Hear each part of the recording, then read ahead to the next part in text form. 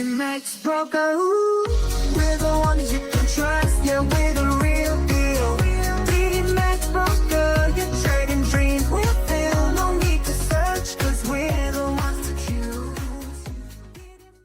Kebanyakan trader itu biasanya loss bukan karena market, bukan karena kurangnya knowledge, atau bukan juga karena nominal uang ataupun deposit yang dia miliki.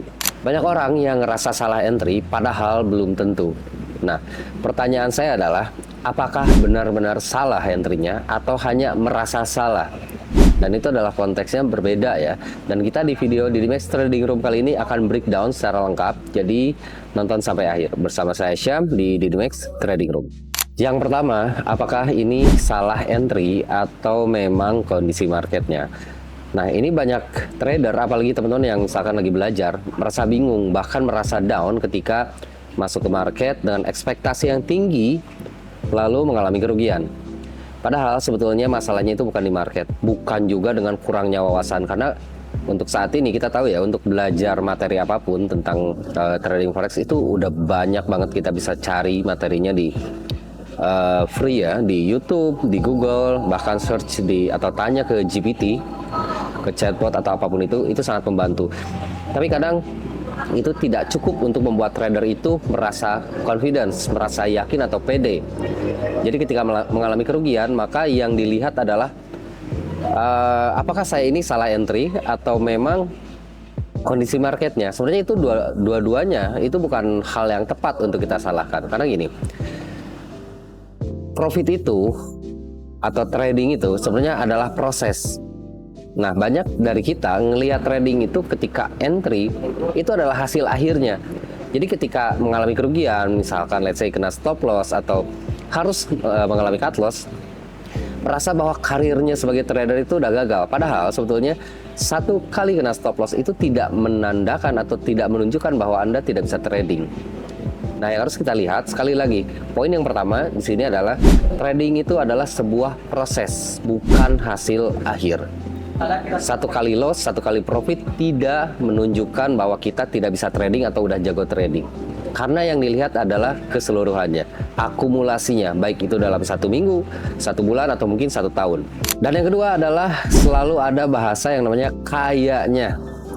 Oh, kayaknya nih, oh saya rasa, oh mungkin ya, atau ini feeling saya akan naik atau akan turun. Lalu kita memutuskan untuk entry hanya berdasarkan kayaknya atau feeling atau perasaan saya. Yang hari ini mungkin hal yang paling nggak logis ya, yang sering saya dengar itu adalah, oh karena hari ini adalah hari misalkan hari Selasa dan cuacanya mendung, maka saya akan memutuskan untuk sell. Nah, perasaan-perasaan seperti itu atau hanya berdasarkan kayaknya atau mungkin atau saya rasa, itu adalah salah satu juga penyebab seorang trader itu mengalami kerugian yang lebih banyak dibanding dengan keuntungan. Karena di poin pertama kita udah tahu ya bahwa trading itu sebenarnya proses, bukan hasil akhir. Jadi yang kita lihat adalah akumulasinya. Tapi di poin kedua ini adalah kita mulai melihat secara keseluruhan. Nah, problemnya adalah ketika secara keseluruhan kita masih melihat masih lebih banyak ruginya. Nah, itu harus kita evaluasi sebetulnya. Dan tidak juga menunjukkan atau menandakan bahwa kita itu nggak bisa trading. Karena kita juga harus melihat penyebab kita mengalami rugi yang mungkin ruginya lebih banyak daripada keuntungan itu apa. Misalkan contoh hal yang paling simpel adalah yang sedang kita bahas saat ini di poin kedua, yaitu sering melakukan trading hanya berdasarkan kayaknya, saya rasa, atau feeling saya, atau mungkin yang lebih nggak make sense lagi mungkin karena cuaca atau apapun itu. Nah, itu adalah suatu hal yang bisa kita evaluasi.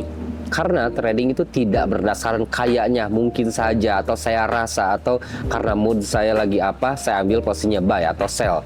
Nah, itu adalah hal yang harus dihindari.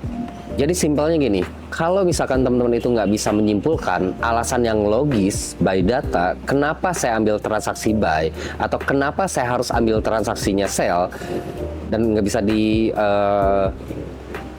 bisa disimpulkan data yang jelasnya apa gitu kan, lebih baik skip atau tidak melakukan transaksi. Setiap transaksi yang kita lakukan itu harus berdasarkan argumen dan data yang valid dan kuat.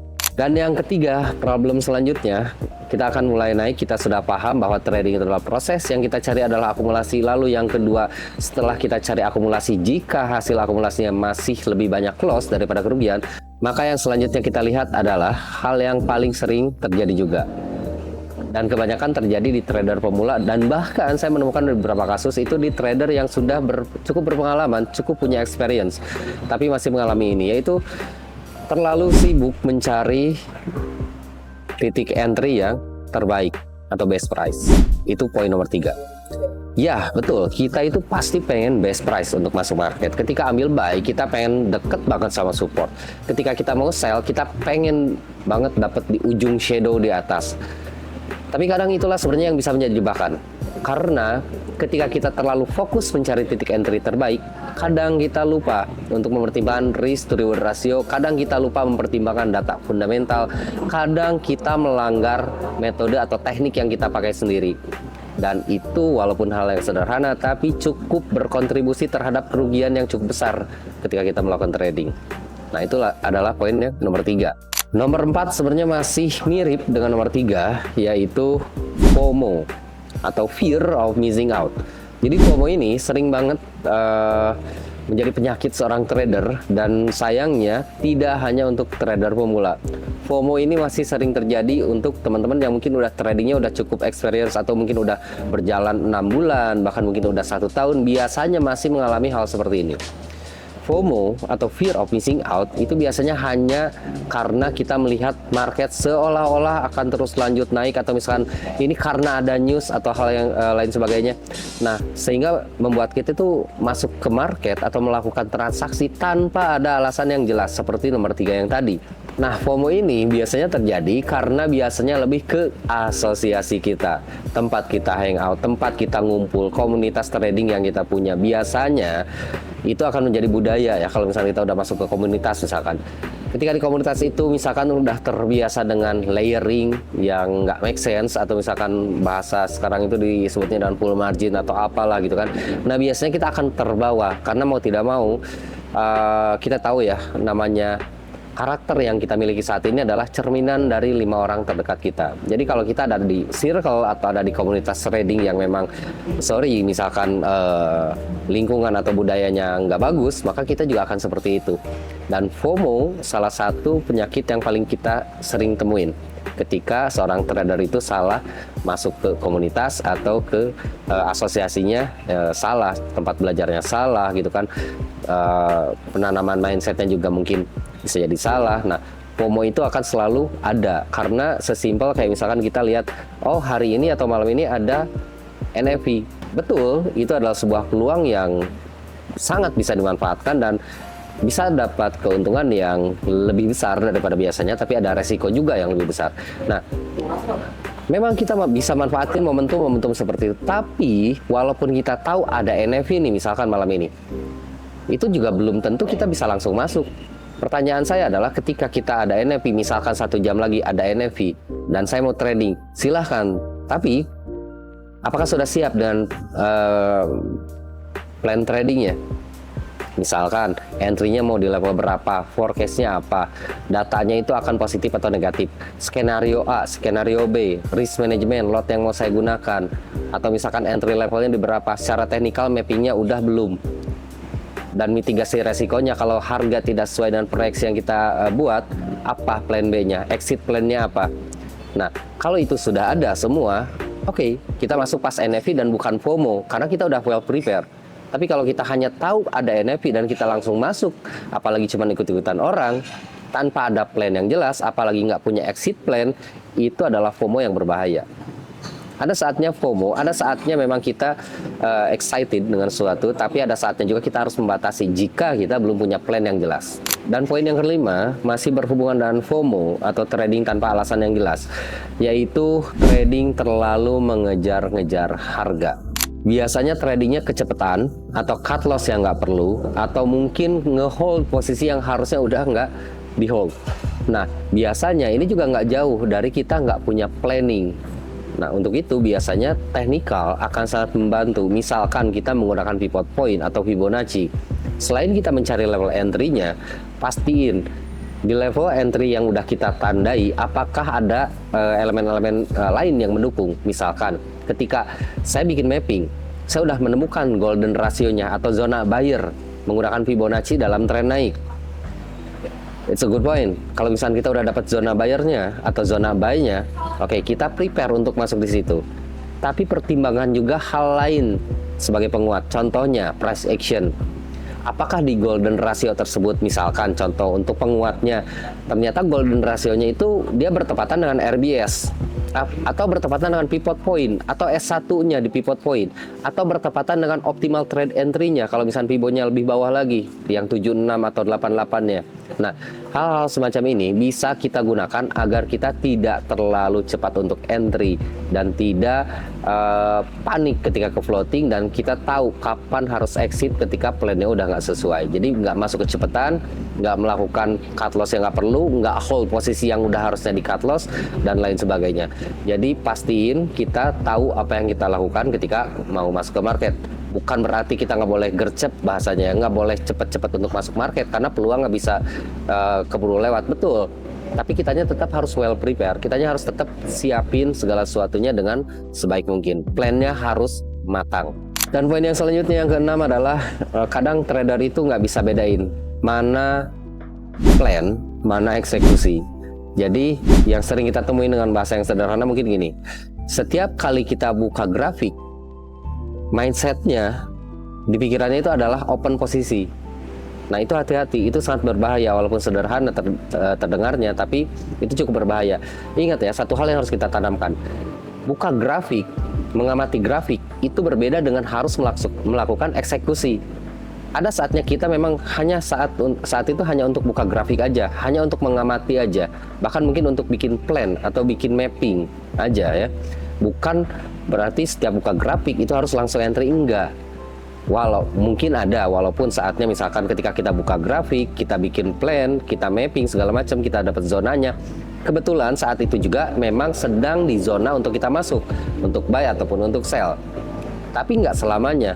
Ketika kita buka grafik, mapping, mengamati grafik, dan harga memang belum masuk ke zona yang memang kita bikin trading plan-nya atau mappingnya, kita nggak perlu entry.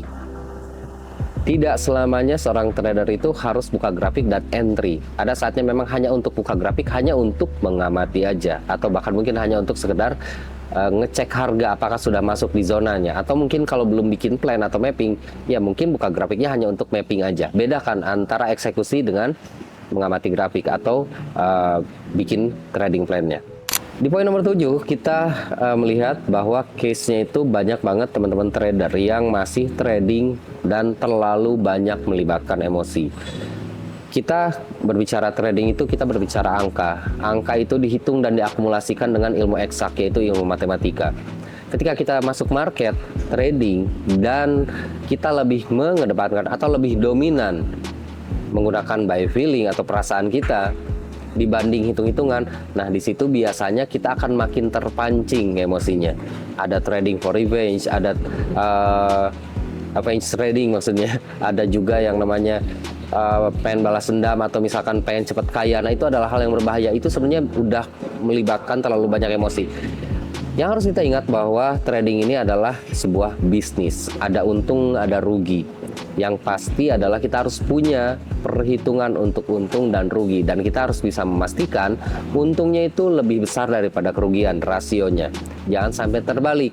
Kalau misalkan rasionya masih lebih banyak kerugian dibanding dengan keuntungan, nah itu adalah waktu untuk kita melakukan evaluasi. Yang pasti di poin ini kita harus paham bahwa trading itu tidak melibatkan terlalu banyak emosi. Di poin yang terakhir, di nomor 8 ini kita melihat satu hal yang paling krusial. Dan ini berhubungan dengan psikologis atau mental seorang trader, yaitu tidak mau menerima kekalahan. Ini sangat berbahaya karena kita ambil contoh yang paling sering terjadi, atau teman-teman juga mungkin ada yang mengalami atau sedang mengalami, yaitu punya floating yang nggak beres-beres. Itu biasanya terjadi karena seorang trader itu tidak mau mengakui kesalahan. Akibatnya ini bisa berantai. Dari tidak mau mengakui kesalahan, dia tidak akan mau melakukan cut loss. Dari tidak mau melakukan cut loss, dia akan dibawa pada satu fase atau satu kondisi yang bisa dikatakan itu sangat dilematis. Fase itu adalah fase dimana ketika floatingnya terlalu besar. Mau di-cut, sudah terlambat, sudah terlalu besar. Mau di-hold, minusnya semakin besar dan ada rasa khawatir yang sangat besar juga karena khawatir minusnya akan makin membesar. Nah, yang terjadi apa? Yang terjadi adalah trader itu pada akhirnya dia hanya menunda kerugian.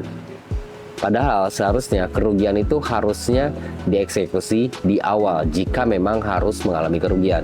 Tapi karena di awal tadi tidak mau mengakui kesalahan, akhirnya tidak mau melakukan cut loss, akhirnya sudah tidak mau melakukan cut loss berujung dengan floatingnya menjadi membesar, yang seharusnya floatingnya itu wajar. Loss, kalaupun lossnya juga loss yang wajar, tapi hanya karena tidak mengakui kesalahan, tidak mau mengakui kesalahan, akhirnya masalah yang harusnya kecil, rugi yang harusnya kecil, jadi rugi yang besar.